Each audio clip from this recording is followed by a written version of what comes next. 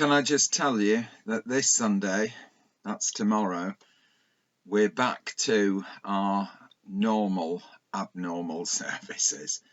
That means we'll be having Holy Communion services at 8, 10 and 11.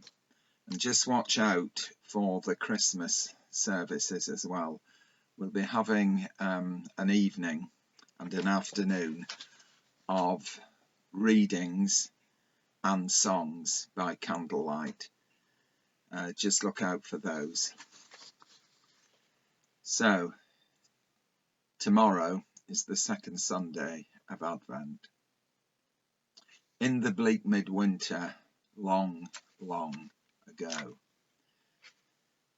My favourite Christmas carol, I think, is In the Bleak Midwinter, written by Christina Rossetti in 1874 for a magazine. As you read the words of this poem, it's almost impossible to escape the tune which Holst put to Rossetti's words some 30 years later. The words and the music come together to give an unforgettable portrait of our world in its brokenness, but also in its beauty and its promise, and in its simple last line, which brings light to dark places and to transform bleakness into the light of hope.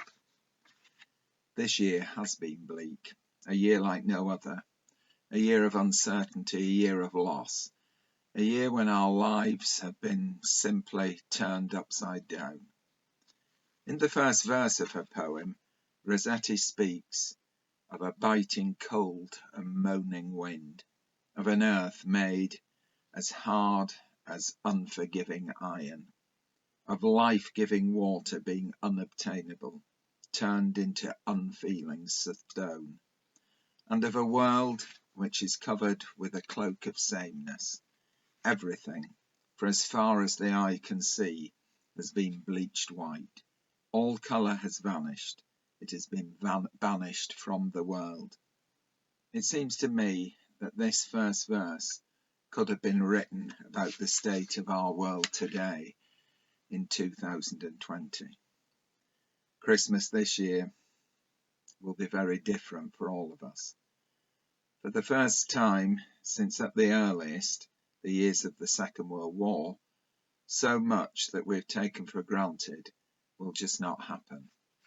Church is no different. The way we do things has changed. How many times have you asked yourself, when will things become normal? I know that I do, perhaps several times each day. There is something which I think about more than anything else, and that is, will things ever be the same, exactly the same? And the answer, I think, is quite simply no. I don't think things will ever be as they were before. After all, so much has changed during these past months. Famous high street names have vanished, never to return. Businesses have been devastated. The arts, sports, leisure activities have changed. Zoom, which I'd never heard of before, has become a common form of communication. Wearing of masks has become the norm. Ways of greeting one another has altered. No handshake, no smile. Well, not one that can be seen. No, I don't think things will ever be completely the same as they were before. However, there is a great deal of hope for the future.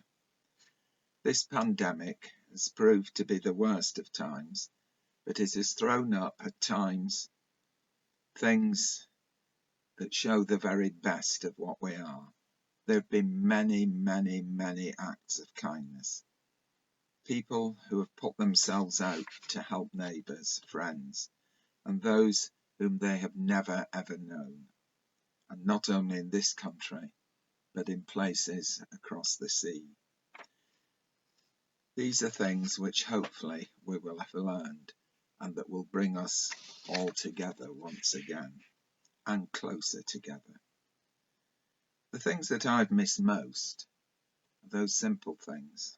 meeting with people properly at home, in shops, on holiday, in restaurants, cafes, and in church. I'm looking forward to the time when we can meet again for coffee in church, for fellowship group, book club, learning together, meeting for days out, visits to the theatre, and our holidays. I hope that the things will come out of this year is that we will find more kindness and more care and more consideration brought into our world. I believe that we will have to think very carefully about what really matters.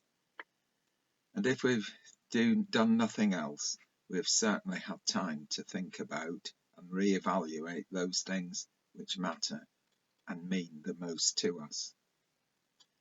The last verse of Christina Rossetti's great poem tells of the one thing which will bring colour into the bleak and cold world.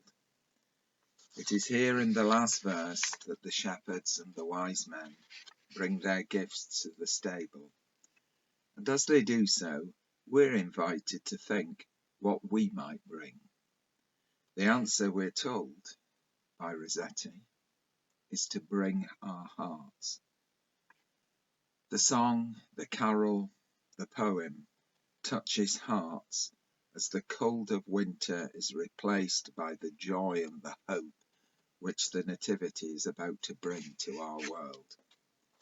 We can bring the wonder and the promise of the Christmas story into our new world, and hopefully, if we do, we can make it a better place than it was before. So let us try to do our part. Let us promise to try to give to God and to God's world our hearts. Yet what I can, I give him. Give my heart.